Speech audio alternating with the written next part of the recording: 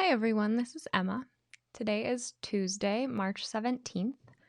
I have been wanting to record a video for you talking about the different ways that our communities can prepare for what we are all going to experience very shortly and what we are going to experience in the aftermath of whatever it is exactly is going to happen in each of our communities that we live in, and how similar that is to disaster relief.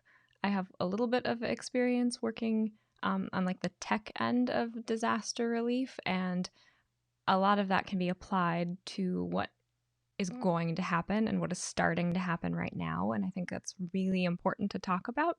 But something really interesting and concerning and scary happened today on Facebook that a lot of you watching this are probably aware of. Even if you're not on Facebook, the news might have come across your feeds on some other social network.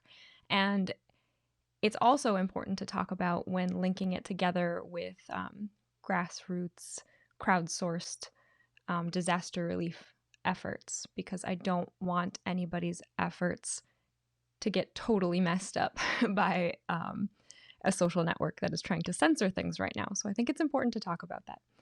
Over on Facebook, I wanted to show you some things that got posted today. I'm going to start with this one. My friend John posted as soon as we saw what was happening. One of our pages, the Mind Unleashed, all of our articles that we had posted, at least the ones that we looked at today, all of the Facebook posts associated with each article that was published today just totally vanished. No warning, no explanation. They were just gone. And at the same time, a bunch of us were getting hits for things that we had posted saying that they were spam or they went against community guidelines or all the various things that Facebook can say about something that you posted when they don't like it. But it was happening to everybody, and it was happening not just for links that came from the Mind Unleashed, it was all kinds of different links. So as we noticed these two things happen, we posted about it, and very quickly, even now, this post is 5 hours old and it has 149 comments. Everybody on Facebook was experiencing this same thing today. People were sharing screenshots of their experience of it happening, comments on their experience. A lot of people were sharing screenshots, and in those screenshots, you can see that some people began to think that maybe this was all coronavirus related, that Facebook was suddenly trying to scrub its platform of information about coronavirus, which probably has a lot to do with it. But this article here, Psychology Today, 10 mental health benefits of gardening. That's not not really a horrifying fear-mongering or probably fake article there. How Big Pharma will profit from the coronavirus from The Intercept. An article from The Independent. It happened for so many different things, but it was primarily focused around posts about coronavirus. But we are also all posting constantly about coronavirus right now, so hard to tell if that's exactly what they were doing, but that seemed to be what most people thought it was about. And again, I posted about it and just tons and tons of comments and people's own screenshots. But as I was doing this, I was reminded about how important it is for us to connect elsewhere. I don't like Facebook. I know most people don't really like Facebook. I highly recommend that people not exist on Facebook. I am on Facebook because I work for some independent media outlets that are on Facebook. And that's just the way it is until we get kicked off of Facebook. That's where we're going to be, because that's where the majority of our audience exists and then gets to our websites. We told our audiences to please go directly to websites, connect with these people and these outlets that you like on alternative platforms that are not as crazy into censorship as Facebook is. But most people don't do that. People are so used to Facebook. It's embedded its way into so many different areas of our lives, and people are just kind of stuck there. But we're getting closer and closer and closer to the time where we're not going to be able to post what we want. We're not going to be able to talk about what we want. And some of us are not even going to be able to exist there. So in my thread, I posted like a link to my Minds, the Telegram channel about the coronavirus that I've mentioned in these videos quite a few times, my own contact on Telegram, the Mind Unleashed is on Minds, as well as my YouTube.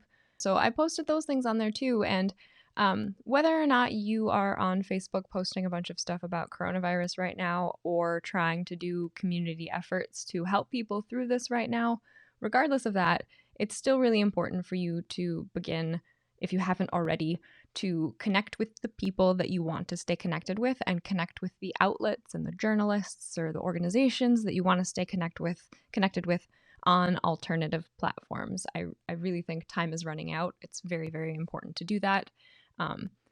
Please listen to that. It's something that's been repeated by people for a couple of years now, especially those of us who have significant experience with Facebook censoring stuff and literally deleting pages. Like the Anti-Media's page was deleted during that massive Facebook purge, and a lot of people and a lot of pages, a lot of outlets kind of went under after that because Facebook is still the primary driver of traffic. And it needs to stop being the primary driver of traffic. So please try to connect outside of Facebook. So we have been warned that something like what we experienced today may be coming. And those of us with experience in Facebook censorship and everything that Facebook does, we're not necessarily surprised, but still scared when those things happened today. YouTube posted on March 16th this little series of tweets here, this being the most important one. With fewer people to review content, our automated systems will be stepping in to keep YouTube safe. More videos will be removed than normal during this time, including content that does not violate our community guidelines. We know this will be hard for all of you. So you can read that and you can listen to it and you can say, okay, they don't mean for some of these things to be, for some of this content to be deleted.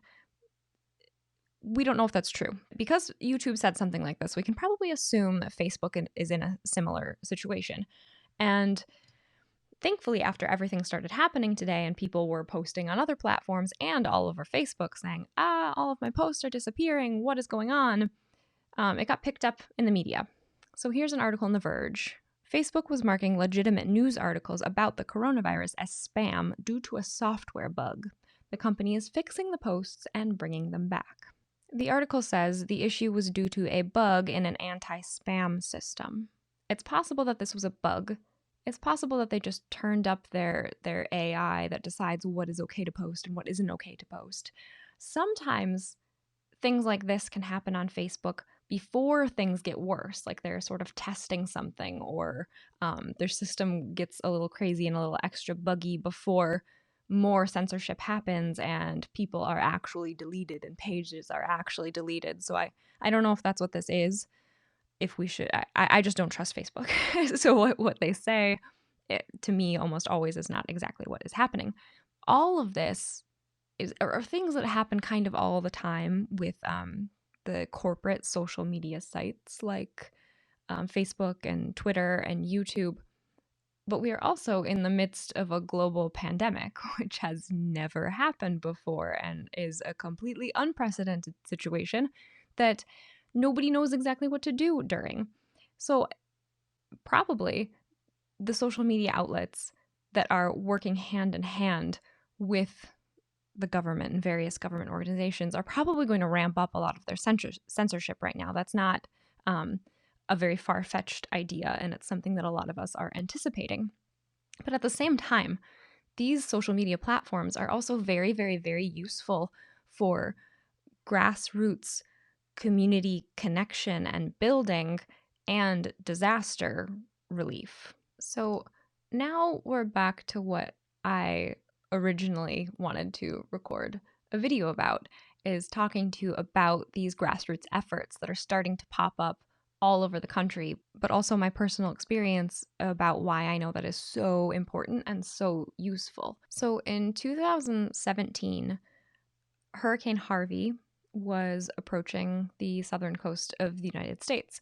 I was watching what was happening with the hurricane, and I just had this huge gut feeling that with what was being said about the storm and what I knew about Houston and its tendency to flood, I just had a big feeling that the storm was going to stall and Houston was maybe going to flood in the middle of the night, and that would result in people needing to be rescued. So instead of going to bed that night, I kept an eye on what was happening, and I just stayed up all night kind of watching my computer and looking at the radar and paying attention to social media. And I saw that people began posting in all kinds of places that they need to be rescued, that the floodwaters are rising very, very, very quickly in Houston and they can't get through to the police and things like that. I quickly created a Google form to collect information for people that needed to be rescued. Just super simple, like, what is your address? Who are you? How do we contact you? How many people are with you?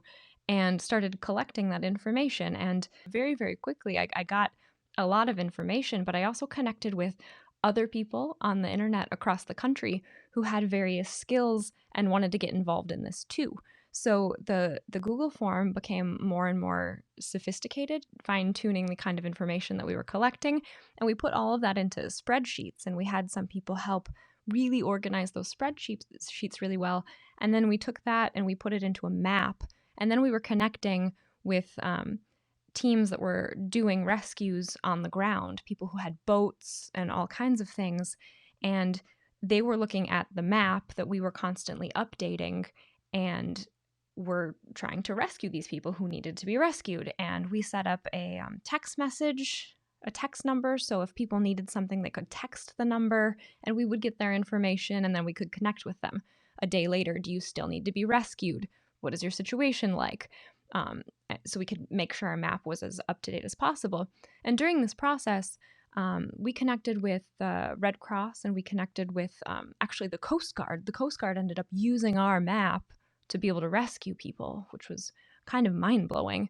And the Coast Guard eventually said, when everything was kind of said and done, that the grassroots rescue maps that came out of Houston during that time, and ours wasn't the only one. There were some other people who did this too. It was really neat. Changed the way that the Coast Guard and other organizations like that are going to source rescue information moving forward for forever. They said, you forever changed the way that we're going to do this. It was an amazing experience and really neat to be able to help from far away like that. And after everything, when the rescues kind of fizzled out, we worked with some other organizations to connect those dots too, to get the services that people needed. And then kind of when things were improving and the local authorities were able to help people more, and like local organizations were able to, we kind of handed off that information and we were done. All of that to say, watching this develop with the coronavirus across our country, and after having seen the way that it has harmed other countries, it just dawned on me one day, like, this is going to be so similar to disaster relief, to what I helped with in Houston and what people help with across the country for all kinds of disasters. You know, there's been so many hurricanes since Hurricane Harvey, and things like this have happened for every single one. There's just people who give their time and their effort in this way to help other people, because we know that the system can't always do it. You know, most people who have lived through a natural disaster have very little positive things to say about FEMA and the Red Cross, but most people who have experienced those kinds of things have really good things to say about the community efforts, the local efforts, the real people who got involved. And as this coronavirus thing continues to grow and overwhelm systems, it's obvious that all of the systems in place are not going to be able to keep up with the needs that people have. We just don't have systems like that set up. It's not going to happen. We are going to need to rely on each other. There's no question about that. And grassroots efforts to connect with each other and to provide services and help and whatever it is for each other need to be put in place before things get really bad.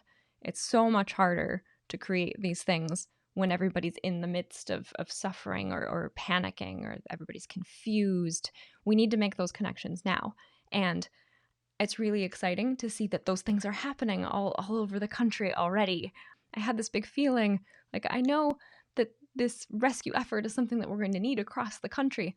It's a whole entire country. I helped with just a city one time. How are we going to get this in place all across the country? But people are recognizing this, and everybody's doing it. Nobody needed to go on the news or announce that people need to do this. It's just a natural thing that people do. And I absolutely love that. Wherever you live, if you haven't found those things yet, look for them and find out and make sure that they exist where you live. If they do, get plugged into them. Even if you might not need help through this, there might be a way that you can provide help. Even if you might not need help right now, you might need help later. So it's really good to be aware of those things now. I wanted to show you some of the ones that I've found, and just some examples or suggestions. One good way that you can connect with the people in your neighborhoods is through Nextdoor. It's a website and also an app. And you have to prove where you live. I think they have to send you a postcard or something. So it's not something you can connect with immediately, but it's a great way to connect with the people that actually live near you. You can get involved on Facebook, and there's so much information right now being shared on Facebook. But the reason that I prefaced this whole video with all of these examples and all of these posts is that I'm really worried that people are going to be relying on Facebook for these community connections right now, and that Facebook might not last through this. We don't really know, but if Facebook is specifically targeting things that have to do with coronavirus right now, and people are making groups and sharing documents and sharing websites and sharing tips about how to help in their neighborhood or how to get help in their neighborhood, and they're saying that it has to do with coronavirus, all of that stuff could get completely censored. And then where will you be if this effort and this community connection that you built was only on Facebook?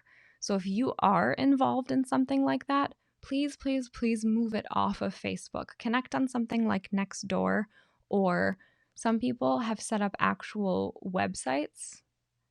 Here's a Chicago COVID-19 hardship and help page. Here's one for South Minneapolis Mutual Aid. It gives you some information here about what this is. Asks if you need something, offers if you can offer something, food, ideas, and you can actually make a copy here if you want to make your own version of something like this. So if things like this do not exist where you live, please make them.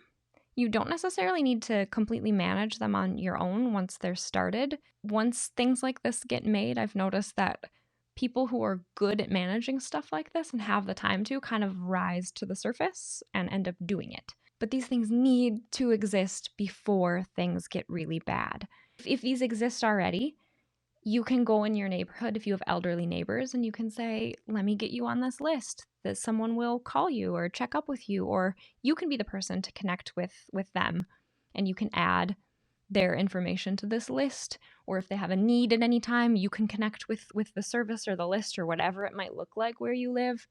For me personally, I live a couple of states away from both of my parents, so I can't help them right now.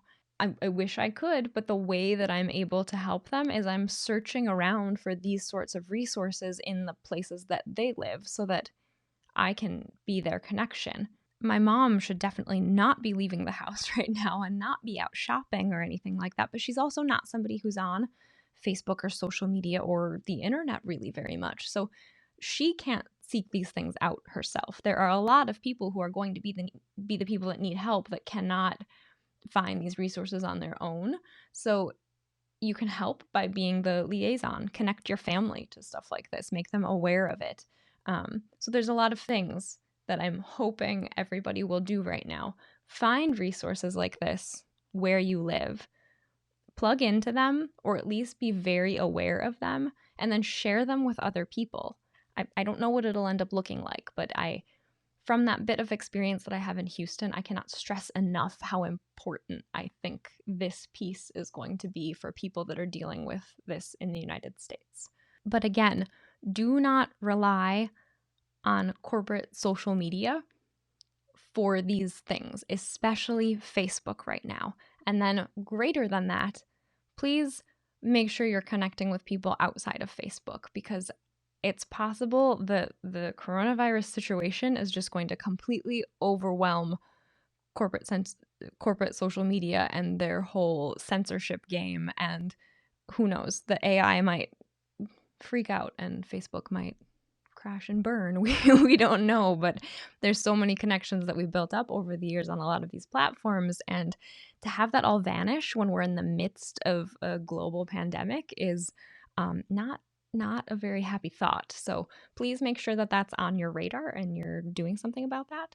So thank you for watching this video, and please share it and look for another video hopefully tomorrow. Thanks.